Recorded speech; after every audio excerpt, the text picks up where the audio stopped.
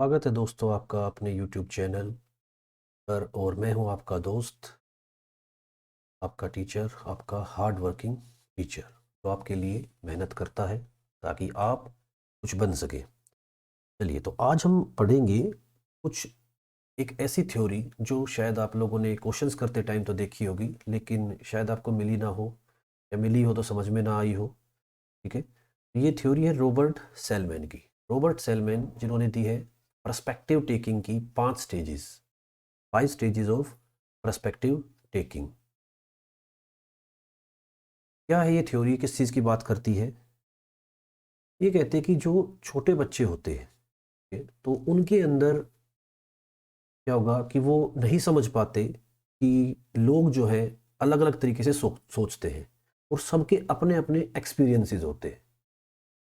छोटा बच्चा ये नहीं समझ पाता है कि ये बड़े लोग मुझे क्यों धमका रहे हैं, है ना। और वो नहीं समझ पाता कि भाई ये क्या चाह क्या रहे हैं, क्यों मुझे रोक रहे हैं किसी काम को करने के लिए, जो चीज़ मुझे पसंद नहीं है वो मुझे क्यों खिला रहे हैं। तो ये सब चीज़ें, ऐसी जो फीलिंग्स होती है, वो एक छोटा बच्चा नहीं समझ पाता है। तो very young children don't understand that other people have different feelings and experiences from their own, कि जो दूसरे लोग हैं उनके जो फीलिंग्स है और जो उस बच्चे की फीलिंग्स है, वो दोनों में अंतर होता है, वो दोनों अलग अलग होती है। तो ऐसा स्टार्टिंग की एज में बच्चे को नहीं पता होता है। ठीक है, लेकिन जैसे जैसे बच्चा बड़ा होता जाता है, उसके अंदर उसके पर्सपेक्टिव्स जो है ना, वो बदलते रहते हैं। समय समय पर उसके पर्सपेक्टिव्स बदलते रहते हैं और इन्हीं पर्सपेक्टिव्स के आधार पर ही क्या होता है, ये थ्योरी बनी हुई है कि जैसे जैसे बच्चे की ग्रोथ होती है, बड़ा होता जाता है, उम्र बढ़ती जाती है, तो उसके जो पर्सपेक्टिव्स है वो बदलते रहते हैं। अब रॉबर्ट सेलमैन जो है, इन्होंने, ये एक साइकोएनालिस्ट थे और इन्होंने 5 स्टेज मॉडल तैयार किया पर्सपेक्टिव टेकिंग का। यानी कि इनकी जो थ्योरी है उसमें क्या है, 5 स्टेजेस की ये बात करते हैं। तो सबसे पहले तो कहानी है इनकी स्टोरी के अंदर, जो इनकी जो थ्योरी है उसके अंदर एक स्टोरी है। जैसे कोहलबर्ग की आपने थ्योरी पढ़ी होगी, तो उसमें भी एक स्टोरी होती थी, है ना। तो ऐसे ही इनकी भी जो थ्योरी है उसके अंदर एक स्टोरी है। क्या है स्टोरी? स्टोरी का जो मेन पात्र है वो कौन है? होली। होली एक लड़की है जो कि 8 साल की है, जो जानती है कि पेड़ों पे चढ़ना जानती है, उसको पसंद है पेड़ों पे चढ़ना, है ना। तो वो क्या है, अपने एरिया की बेस्ट क्लिम्बर है, अपने पड़ोस की एरिया की वो क्या है, बेस्ट क्लिम्बर है, ट्री क्लिम्बर। यानी कि सबसे बेहतरीन, जल्दी सबसे अच्छी तरीके से क्या होती है, वो पेड़ पे चढ़ती है। लेकिन एक दिन जब वो चढ़ रही थी पेड़ पर, तो क्या हुआ कि वो ऊपर से नीचे गिर गई, है ना, और उसको भाई चोट लगी। अब उसके पिता ने जब उसको देखा कि भाई वो गिर गई है, तो वो बड़े अपसेट हुए और उन्होंने प्रॉमिस करने को कहा होली को कि अब तुम पेड़ पर नहीं चढ़ोगी। तो होली ने भी उस समय क्या कर दिया, अपने पिता को प्रॉमिस कर दिया कि ठीक है पिताजी, मैं पेड़ पर नहीं चढ़ूंगी। ठीक है, तो ये एक छोटे से क्या हुआ स्टोरी का इंट्रोडक्शन कि भाई स्टोरी क्या है। 8 साल की बच्ची होली, जो कि पेड़ पे चढ़ना जानती है अच्छी तरीके से, लेकिन एक दिन गिर जाती है और उसके पिता उससे अपसेट होके करने को कहते हैं कि अब तुम पेड़ पर नहीं चढ़ोगी। बच्ची वादा कर देती है। अब होता क्या है, वो वादा तो कर दिया, लेकिन नेक्स्ट डे क्या होता है, उसके बाद क्या होता है कि होली और उसके फ्रेंड्स आपस में मिलते हैं खेलने के लिए। तो उसका एक दोस्त है सीन, होली का एक दोस्त है सीन, और सीन के पास है किटन, यानी कि एक बिल्ली का बच्चा है। तो सीन का जो किटन है, वो क्या होता है, पेड़ पे फंस जाता है। ठीक है, और वो नीचे नहीं आ पाता, यानी कि पेड़ की जो ब्रांचेस है उसके बीच में वो फंस गया, और वो अपने आप नीचे नहीं उतर सकता है। अब भाई कुछ तो करना पड़ेगा, something has to be done right away और द किटन में फॉल, है ना, कि या तो कुछ किया जाए, वरना किटन क्या हो सकती है, ऊपर से या तो डायरेक्ट गिर सकती है नीचे। ठीक है, क्योंकि वो फंस गई है, क्योंकि कोशिश करेगी निकलने की, तो क्या होगा, वो ऊपर से सीधा नीचे गिर सकती है। और होली ही अकेली वो लड़की है जो पेड़ पे चढ़ना जानती है और किटन तक पहुंच सकती है, इतनी ऊपर तक, और उसको नीचे ला सकती है। लेकिन उसने अपने पिता को क्या कर रखा है, प्रॉमिस कर रखा है कि वो पेड़ पे नहीं चढ़ेगी, चढ़े या ना चढ़े, समस्या उत्पन्न हो गई है ना। तो ये थी स्टोरी और ये थी उसका सिचुएशन कि भाई अब होली पेड़ पे चढ़े या ना चढ़े, क्योंकि उसने अपने पिता को प्रॉमिस कर रखा है। ठीक है, अब अलग अलग बच्चों से कुछ क्वेश्चंस पूछे गए ना, अलग अलग एज के बच्चों से कुछ क्वेश्चंस पूछे गए और ये सिचुएशन जब रखने के बाद उनसे पूछा गया कि भाई बताइए, पहला क्वेश्चन क्या था, if Holi claims the tree should she be punished, कि क्या अगर होली पेड़ पर चढ़ेगी तो क्या उसको पनिशमेंट मिलनी चाहिए, उसने प्रॉमिस तोड़ा है। पहला क्वेश्चन ये। दूसरा, will her father understand if she claims the tree, कि क्या उसके पिता समझेंगे इस बात को कि वो पेड़ पर क्यों चढ़ी। तीसरा प्रश्न, will Sean understand why Holly has trouble deciding what to do, कि क्या सीन समझेगा इस बात को कि भाई होली को क्या समस्या हो रही है डिसीजन लेने में कि क्यों वो चढ़े या ना चढ़े पेड़ पर, है ना। तो ये समस्या क्यों उत्पन्न हो रही है उसके दिमाग में, होली के दिमाग में, क्या इस बात को सीन समझेगा। ठीक है, तो 3 क्वेश्चंस अलग अलग एज के बच्चों से पूछे गए। तो आप कहोगे कि ये एक प्रकार से क्या कर दिया, एक डिलेमा रख दिया सामने और बच्चे क्या करेंगे, इसका आंसर देंगे। क्या क्वेश्चन क्या था, क्या होली की पिटाई होगी अगर वो चढ़ गई तो, या पनिशमेंट होगी, उसको पनिशमेंट मिलेगी। क्या उसके पिता समझेंगे कि अगर मान लो होली चढ़ जाती है तो क्या उसके पिता समझेंगे कि होली क्यों चढ़ी थी पेड़ पे। और तीसरा प्रश्न है कि क्या उसका दोस्त जो है वो उसको समझ में आएगा, ये इस बात समझेगा कि भाई होली को डिसीजन लेने में क्या समस्या हो रही है, क्यों होली डिसाइड नहीं कर पा रही कि चढ़े या ना चढ़े। तो अब इन चीज़ों के जो आंसर है उसके बिहाफ पे इन्होंने अपनी थ्योरी दी है। तो पहली स्टेज आती है इनकी थ्योरी की, अनडिफरेंशिएटेड पर्सपेक्टिव टेकिंग, जो कि एज जो देते हैं ये, वो देते हैं 3 से 6 वर्ष तक की। अब देखिए एज इस थ्योरी की मेन चीज है, क्योंकि इसकी जो आपने जितनी भी थ्योरीज पढ़ी है उनमें एजेस ओवरलैप नहीं होती। अगर आप पियाजे की थ्योरी को देखोगे तो 0 से 2, है ना, फिर 2 से लेकर आपकी 6 तक हो गई, ठीक है, फिर 6 से लेकर 12 तक हो गई या 11 तक हो गई, और फिर 11 12 से लेकर 15 तक हो गई। तो यहाँ ओवरलैपिंग नहीं थी। लेकिन इसकी जो स्टेजेस रहेंगी इसमें क्या रहेगा, रॉबर्ट सेल्वन की स्टेजेस में ओवरलैपिंग चलेगी। तो ध्यान से देखना इसको। तो पहली स्टेज इसकी अनडिफरेंशिएटेड पर्सपेक्टिव टेकिंग। अब यहाँ क्या है, इस एज में बच्चा क्या सोचता है, तो वो डिस्क्रिप्शन है यहाँ पर, और फिर बच्चों का रेस्पॉन्स क्या है कि वो अपना आंसर क्या देते हैं वो यहाँ पर आपको आएगा। तो डिस्क्रिप्शन है कि भाई इस एज में बच्चा क्या सोचता है। तो child recognize that the self and others can have different thoughts and feelings. बच्चा इस स्टेज में क्या रहता है, पहचानता तो है, रिकॉग्नाइज तो कर रहा है ना, रिकॉग्नाइज तो करता है कि उस बच्चे का खुद का और दूसरों का, है ना, अलग अलग क्या होते हैं, थॉट्स और फीलिंग्स होते हैं। बच्चा इस बात को यहाँ पहचान रहा है कि भाई मैं जो सोच रहा हूँ और जो सामने वाला या जो होली है वो क्या सोचेगी और उसके पिताजी क्या सोचते हैं, दोनों की थिंकिंग अलग अलग है, दोनों की क्या है, थॉट्स अलग अलग है, दोनों की फीलिंग्स अलग अलग है। इस बात को बच्चा रिकॉग्नाइज तो करता है, but they frequently confuse the two, लेकिन दोनों में वो कंफ्यूज रहता है। ऐसा ये होता क्यों है, ऐसा कि हम जैसा सोचते हैं वैसे हमारे माता पिता क्यों नहीं सोचते हैं, है ना। बच्चा ऐसे लेके थोड़ा कंफ्यूज रहता है। तो ये तो हो गया इस स्टेज का डिस्क्रिप्शन कि इस स्टेज में क्या क्या चीज़ें होती है। अब रेस्पॉन्स क्या आया जब बच्चों से पूछा गया कि क्या होली को किटन को बचाना चाहिए, है ना, तो बच्चों ने क्या अपडेट किया कि हाँ भाई उसको बचाना चाहिए। क्यों बचाना चाहिए, क्योंकि she does not want it to get hurt, कि वो उसको मतलब होली जो है वो नहीं चाहती कि उस किटन को नुकसान हो, है ना, उसको किटन को चोट पहुंचे, ऐसा होली नहीं चाहती।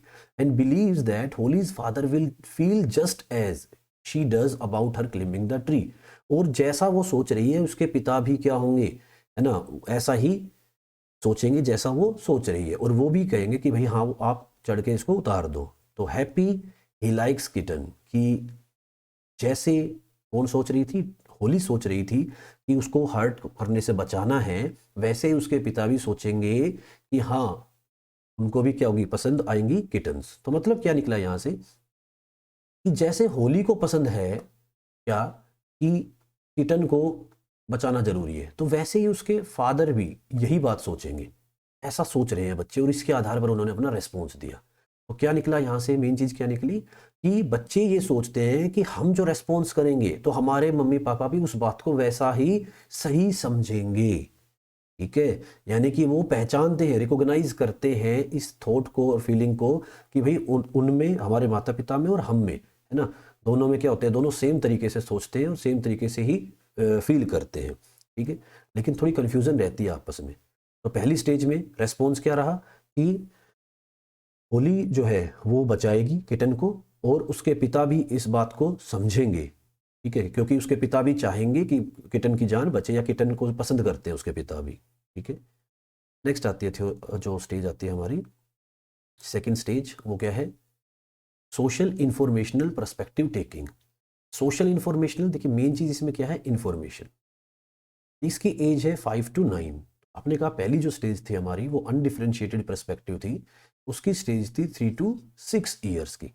और अब ये जो स्टेज आई है ये है 5 to 9 ईयर्स की। अब इसमें डिस्क्रिप्शन क्या है कि children understand that different perspectives में result because people have access to different information. कि बच्चे इस बात को समझते हैं कि अलग अलग जो पर्सपेक्टिव्स होते हैं उनका रिजल्ट अलग अलग आता है। ठीक है, क्यों? कि ये जो पर्सपेक्टिव्स अलग अलग है उसके पीछे रीजन है कि सबके पास अलग अलग इंफॉर्मेशन होती है। मतलब ये कि एक बच्चा जो है वो उसके पास अपने एक एक्सपीरियंस है फिक्स, है ना, और उसके उस एक्सपीरियंस के आधार पर उसके पास कुछ फिक्स नॉलेज है। और वहीं जो उसके फादर या मदर है उनका अपना एक्सपीरियंस और अपनी उनके पास कुछ स्पेशल इंफॉर्मेशन, फिक्स इंफॉर्मेशन है। और दोनों अपनी इंफॉर्मेशंस के आधार पर ही क्या करते हैं? अपने अपने पर्सपेक्टिव्स बनाते हैं। तो इस स्टेज में बच्चा इस बात को समझना शुरू कर देता है 5 से 9 वर्ष की एज में कि हाँ मम्मी कुछ बात कह रही है तो वो किस वजह से कह रही है, और मैं कोई बात कह रहा हूं तो किस वजह से कह रहा हूं। ठीक है, दोनों के पर्सपेक्टिव्स अलग अलग है क्योंकि दोनों की पास इंफॉर्मेशन अलग अलग है। तो मेन चीज क्या है? डिफरेंट इंफॉर्मेशन के कारण ये पर्सपेक्टिव डेवलप हुआ। अब रेस्पॉन्स क्या हुआ? अब बच्चों से पूछा कि भाई क्या जो है होली जो है उसके पापा क्या रिएक्ट करेंगे जब वो पेड़ पे चढ़ेगी? तो बच्चे कहते हैं if he didn't know anything about the kitten he would be angry. कि अगर उनके पिता को कोई जाके ये बता दे, मान लो कि भाई आपकी बेटी चढ़ गई है पेड़ पर, है ना, सिर्फ ये कहा कि पेड़ पे चढ़ गई बेटी, तो पिता को गुस्सा आएगा बहुत ज्यादा और वो क्या करेंगे? भाई उसको पनिश भी कर सकते हैं। बट यदि लेकिन होली अगर उन्हें ये शो करे कि भाई वो किटन के लिए, है ना, किटन के लिए ऊपर चढ़ी थी, कि किटन फंस गई थी, तो शायद ये अपने माइंड को चेंज कर देंगे उनके फादर। ठीक है, मतलब कि जब उनको फुल इंफॉर्मेशन मिलेगी, पूरी इंफॉर्मेशन मिलेगी कि क्यों होली जो है पेड़ पे चढ़ी थी, तो उसके आधार पर क्या होगा? उनके डिसीजन बदल सकते हैं, उनका माइंड बदल सकता है। तो बात क्या हुई कि अगर हमारे पर्सपेक्टिव्स अलग अलग है ना, अगर हमारी इंफॉर्मेशंस अलग अलग है तो हमारे पर्सपेक्टिव्स भी अलग होते हैं। लेकिन अगर हमें पूरी इंफॉर्मेशन मिल जाए तो हमारे पर्सपेक्टिव्स सेम हो जाते हैं। ठीक है, तो ये सेकंड स्टेज थी सोशल इंफॉर्मेशनल पर्सपेक्टिव, जो कि 5 से 9 वर्ष के बच्चों के लिए ये स्टेज दी गई है। इस स्टेज में बच्चे के अंदर ये सारी चीजें आनी शुरू हो जाती है और बच्चा इस आधार पर, है ना, पर्सपेक्टिव्स बनाता है। और इसीलिए आप देखोगे कि इस स्टेज का जो बच्चा होता है वो माता पिता को क्या करता है? एक्सप्लेन करने लग जाता है कि मैं क्यों कर रहा हूं ये काम। और जब वो, कुछ बच्चे होते हैं जो अपने माता पिता को कन्विंस कन्विंस कर लेते हैं उस काम के प्रति, है ना, तो वो क्यों करवा लेते हैं? क्योंकि वो पूरी डिटेल बताते हैं कि वो काम उन्होंने क्यों किया था। तो ये है सोशल इंफॉर्मेशनल पर्सपेक्टिव, 5 से 9 वर्ष की स्टेज या ईयर्स की एज होती है, सेकेंड स्टेज थी। थर्ड आती है self reflective perspective taking. Self reflective मतलब कि आप खुद को उस जगह पर मान के देखना, है ना। हम कई बार कहते हैं कि हमें आप मेरी जगह तो आके देखो, तो वो होता है सेल्फ रिफ्लेक्टिव पर्सपेक्टिव टेकिंग, जिसकी एज है 7 to 12 ईयर्स, 7 से 12 वर्ष। तो आप फिर से देखिए कि आपका एज का ओवरलैप चल रहा है। पहले 3 to 6 थी, है ना, ये थी हमारी अनडिफरेंशिएटेड पर्सपेक्टिव टेकिंग। फिर आई हमारी 5 to 9, तो यहाँ पर ओवरलैप चल रहा है अभी, है ना, 5 to 9, जिसमें क्या हो गया? इन्फॉर्मेशन मेन हो गई, सोशल इन्फॉर्मेशन बन गई। और थर्ड स्टेज आई है 7 to 12, तो फिर से ओवरलैपिंग चल रही है। ठीक है, 7 to 12, तो ये है सेल्फ रिफ्लेक्टिव पर्सपेक्टिव टेकिंग। तो इसमें डिस्क्रिप्शन क्या है कि क्या बच्चा इसमें सीखता है? तो children can step in another person shoes, कि बच्चा अब जो है क्या करता है? अपने आप को दूसरे के जूतों में मतलब पाता है, या फिर दूसरे की जो जैसा दूसरा सोचता है वैसा वो बच्चा सोचता है कि मैं अगर उसकी जगह होता तो मैं क्या करता ना। And view their own thoughts, feelings and behaviour from the other persons perspective, और अपने अपने थॉट्स, अपनी फीलिंग्स, अपने बिहेवियर को दूसरे व्यक्ति के पर्सपेक्टिव से भी समझने की कोशिश करता है कि भाई दूसरा बंदा क्या चाह रहा है ना, मुझसे क्या सोच रहा है, क्या विचार कर रहा है, उसके दिमाग में क्या चल रहा है मेरे प्रति। अगर, और वो कैसे करेगा ये चीज? वो अपने आप को उसकी जगह रख के देखता है they also recognize that others can do the same, और वो ये इस चीज़ को पहचान जाता है कि दूसरे भी ऐसे करके देखते होंगे कि अगर मैं कोई शरारत करता हूँ तो सब सोचते हैं, मम्मी पापा भी सोचते हैं कि यार हमने भी तो की थी छोटे बचपन में इतनी ऐसी शरारतें, है ना। तो ऐसी चीज़ें बच्चे के दिमाग में आने लग जाती है जब वो 7 से 12 वर्ष की उम्र में होता है। तो रेस्पॉन्स क्या रहा जब बच्चों से पूछा गया, है ना, कि क्या होली की पिटाई होनी चाहिए, तो बच्चों ने कहा नहीं होनी चाहिए। क्यों नहीं होनी चाहिए? अब बच्चे सोचेंगे कि उसके पापा उसकी जगह होते तो, है ना। तो Holly knows that her father will understand why she climbed the tree. नहीं होनी चाहिए उसकी पिटाई क्योंकि होली जानती है कि उसके पिता समझेंगे इस बात को कि वो क्यों चढ़ी थी पेड़ पर, ठीक है, कि उसके पिता समझेंगे इस बात को। तो दिस रेस्पॉन्स एज्यूम करता है कि होली का जो पॉइंट ऑफ व्यू है वो इन्फ्लुएंस्ड है उसके फादर से। क्या? कि उसके फादर क्या करेंगे? स्टेप इन हर शूज, उसकी जगह पर उसके शूज में आके, उसके शूज में के आधार पर सोचेंगे, यानी कि खुद उसकी जगह आके देखेंगे और समझ जाएंगे कि हाँ भाई किटन को बचाना जरूरी था, कि क्यों इसने किटन को बचाया है, होली ने क्यों किटन को बचाया है। ठीक है, कि अगर मैं उसकी जगह होता तो शायद मैं भी यही करता।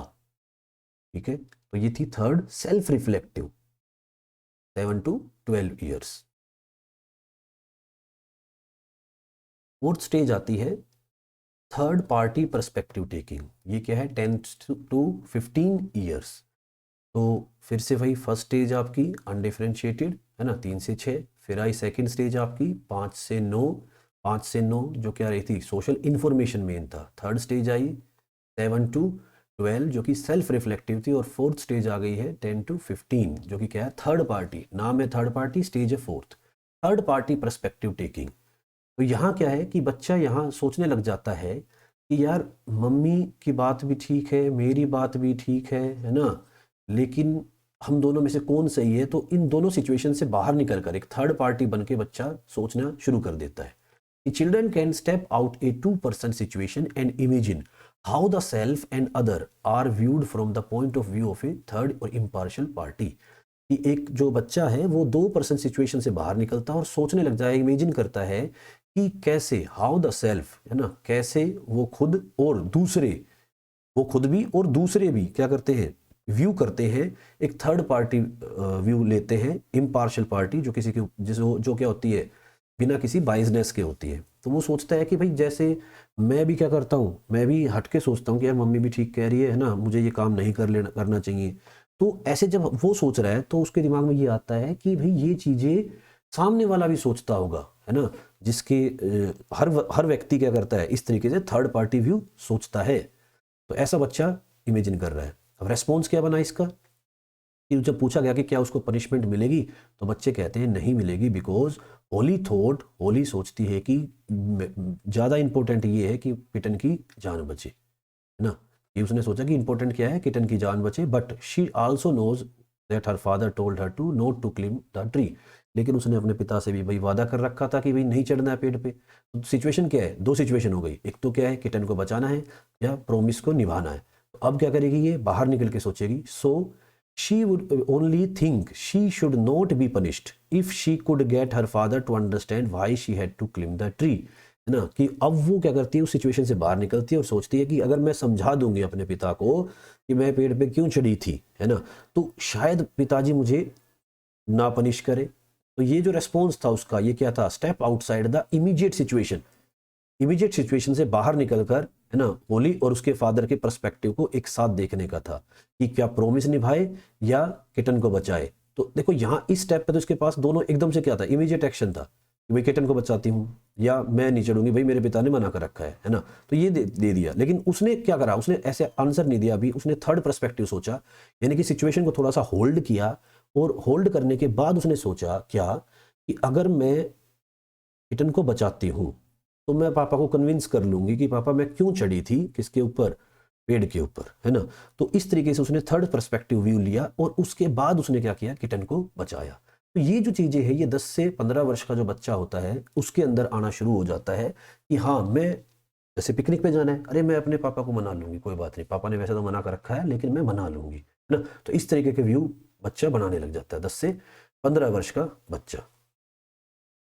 तो थर्ड पार्टी पर्सपेक्टिव टेकिंग जो है कब आता है? ये फोर्थ स्टेज थी हमारी 10 से 15 वर्ष की। नेक्स्ट आती है social perspective taking. Social perspective यानी कि समाज की कोई बात आएगी यहाँ पर, सोसाइटल पर्सपेक्टिव। एज क्या है 14 टू एडल्ट, यानी कि 14 से बड़े उम्र के एडल्ट तक क्या रहेगा, ये सब में ये चीज़ रहती है। तो इसमें डिस्क्रिप्शन क्या आ गया कि जो थर्ड पार्टी पर्सपेक्टिव होता है ना, वो भी क्या होता है, वो भी इन्फ्लुएंस्ड होता है। मतलब कि जो आप हटके सिचुएशन से बाहर निकल के कोशिश कर रहे हो सोचने की, तो आपकी उस सोच के ऊपर भी क्या होता है, इन्फ्लुएंस होता है किसी ना किसी बड़ी लार्जर सोसाइटल वैल्यूज का। जहां आप रह रहे हो, जिस समाज में आप रह रहे हो, उस समाज का जो इन्फ्लुएंस है वो आपकी सोच पे पड़ता है। चाहे आप किसी एक तरफ बायज ना हो, फिर भी है ना, उस सोसाइटल वैल्यू का आपकी सोच पर, आपके पर्सपेक्टिव पर असर पड़ता है।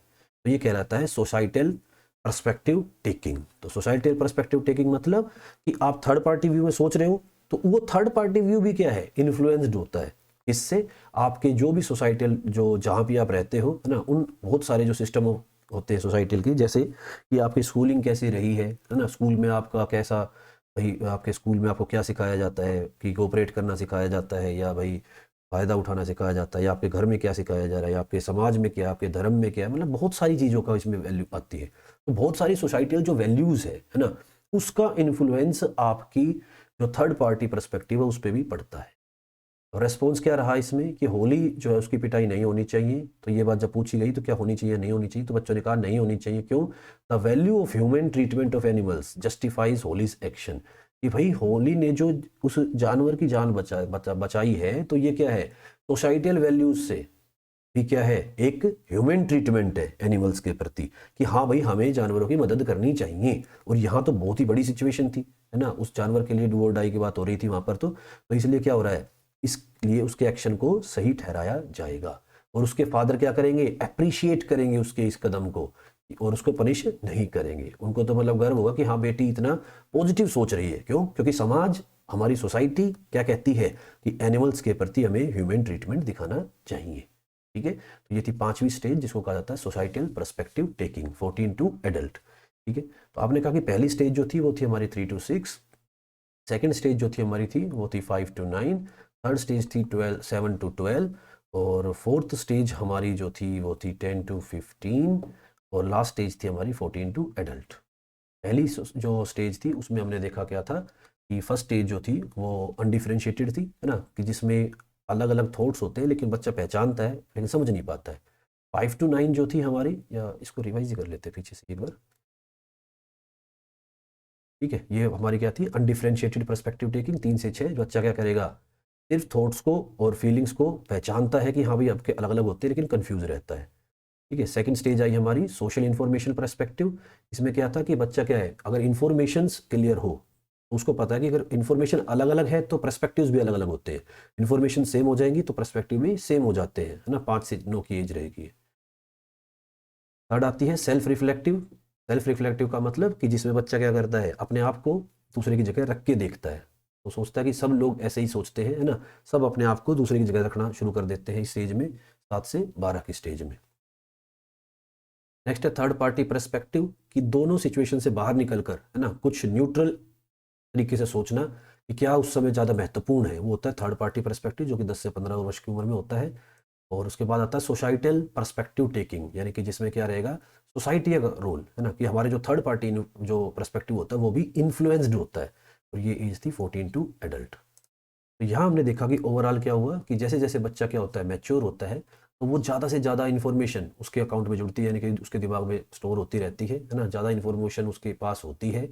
और तब वो रियलाइज़ करता है कि different people can react differently to the same situation. वो ये भी समझता है कि एक ही सेम सिचुएशन में अलग अलग प्रकार के लोग अलग अलग तरीके से रिएक्ट करते हैं। क्यों? क्योंकि उनके पास सेम जो है इन्फॉर्मेशन नहीं होती।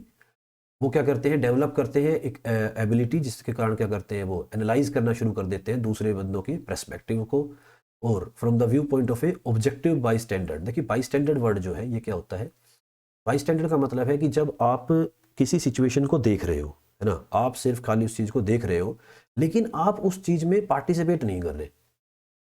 अगर आपके पड़ोस में दो बंदों की लड़ाई हो रही है, ठीक है, आप बोल नहीं रहे, आप देख जरूर रहे हो दोनों को कि हाँ भाई ये लड़ रहे हैं आपस में है ना, बोल नहीं रहे आप, लेकिन आप व्यू तो बना रहे हो अपने, यहाँ खड़े होकर भी क्या कर रहे हो, व्यू तो बना रहे हो कि हाँ यार इसकी गलती है या इसकी गलती है। ठीक है, तो ये होता है बाई स्टैंडर्ड। वगैरह, they develop the ability to analyze the perspective of several people involved in a situation from the view point of an objective by standard.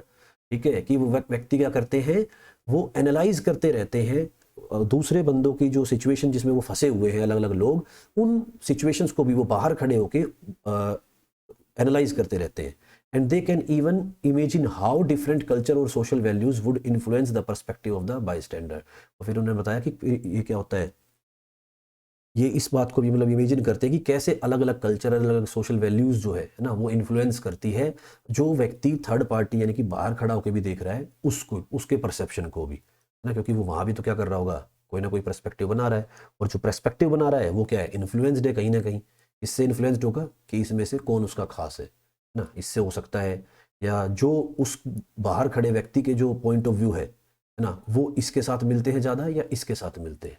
तो इन सब चीज़ों का क्या बनता है, फर्क पड़ता है। तो ये थी perspective taking theory Robert salesman की, और इससे आधारित 4 क्वेश्चन आपके आए हैं। तो पहला क्वेश्चन है आपके सामने, according to Selman in which age group the third party perspective determine. Third party perspective किस स्टेज में डेवलप होता है? तो अब मैंने बताया था थर्ड पार्टी है, तो क्या होगा, 4th स्टेज में डेवलप होता है। और यहाँ देखते हैं हम, तो 7 से 12 तो नहीं हो सकती, 3 से 9 भी नहीं हो सकती, है ना, 10 से 15 हमारी क्या थी, 4th स्टेज थी। नेक्स्ट है, according to Selman in which age group do social perspectives take place. Social perspectives कौन सी स्टेज में डेवलप होते हैं हमारे, ठीक है, ये आपसे पूछा गया है। तो सोशल पर्सपेक्टिव आपने कहा कि यार सोशल पर्सपेक्टिव तो क्या था, लास्ट स्टेज थी हमारी, और लास्ट स्टेज थी तो हमारी ये कब आएगी, 14 टू एडल्ट्स तक चलेगी। ठीक है, नेक्स्ट क्वेश्चन है, according to Selman undifferentiated perspective taking. तो अनडिफरेंशिएटेड पर्सपेक्टिव टेकिंग कौन सी थी हमारी, ये तो हमारी सबसे पहली स्टेज थी। तो सबसे पहली स्टेज कौन सी थी, 3 to 6 ईयर्स की थी। लास्ट है, according to Selman self reflective perspective taking. Self reflective मतलब खुद को की जगह पर दूसरे को देखना, या दूसरे की जगह पर खुद को देखना, है ना। तो ये जो स्टेजेस होती है, तो ये तो कौन सी थी हमारी, तो हम कहेंगे सेल्फ रिफ्लेक्टिव था थर्ड स्टेज। ठीक है, तो थर्ड स्टेज ये नहीं है, थर्ड स्टेज ये भी नहीं है, ये थर्ड स्टेज थी हमारी 7 to 12 थी। ठीक है, स्टेज थी हमारी 7 to 12, बिल्कुल ठीक। तो ये 4 क्वेश्चन थे आपके भाई जो पेपर में आए थे। धन्यवाद भाई, आप लोगों ने अभी तक इतनी बड़ी वीडियो को देखा। और भाई देखिए, वही बात है, क्या, ज़िंदगी भर मुस्कुराते रहिए और सीखते रहिए, है ना, सीखने का अपना ही एक मज़ा है। और मैं हूँ जो आपकी जगह मेहनत करेगा ताकि आप कुछ बन सके, आपका हार्ड वर्किंग टीचर।